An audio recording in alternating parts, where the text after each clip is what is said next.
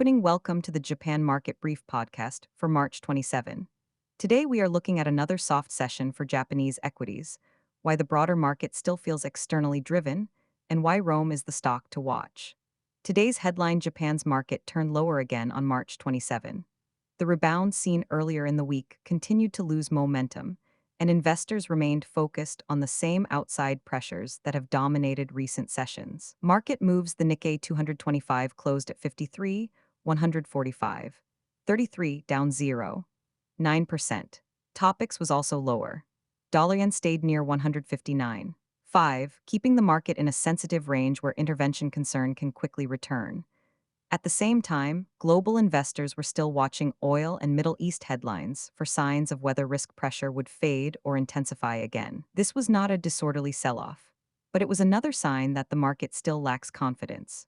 The tone remains cautious, and investors are reluctant to extend risk unless the external backdrop clearly improves. The macro backdrop is still doing most of the work. Japan's market is reacting to oil, the yen, and broader geopolitical uncertainty more than to any single domestic earnings catalyst. That is why, even on a day with fresh corporate headlines, the index can still feel heavy. The result is a market where stock-specific ideas matter more than usual. If the index is trapped by macro pressure, investors look harder at names that carry a differentiated strategic story. Stock to watch. ROHM is the clearest stock to watch today. NHK reported that ROHM, Toshiba, and Mitsubishi Electric are in talks to integrate their power semiconductor businesses. That is a significant development because power semiconductors sit at the center of several major industrial themes: electric vehicles, data centers, power control, and energy efficiency.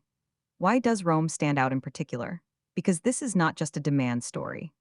NHK also reported that ROHM has received a buyout proposal from Denso, which means the company is now part of a wider conversation about ownership, industrial alignment, and how Japan's chip supply chain should be organized. That makes ROHM more than a simple semiconductor pick. It becomes a window into how Japanese industry is restructuring around strategic technologies.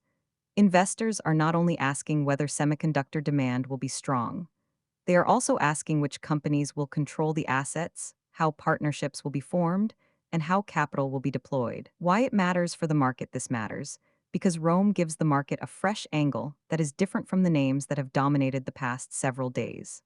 Instead of going back again to autos, exporters, or AI infrastructure, ROHM offers a way to talk about industrial consolidation, supply chain strategy, and long-cycle demand.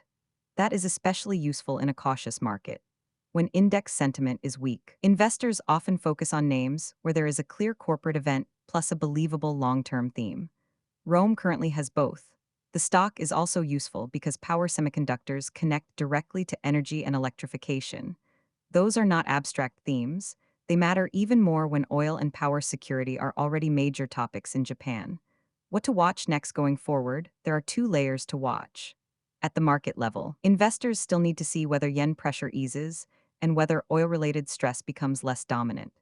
At the company level, investors will want more clarity on how serious these integration talks are, what role Denso's proposal may play, and how the structure could reshape the sector. For now, March 27 looked like another externally pressured session for Japan. But within that weak market, ROHM offered one of the clearest new strategic stories on the board. Closing that is your Japan market brief for March 27.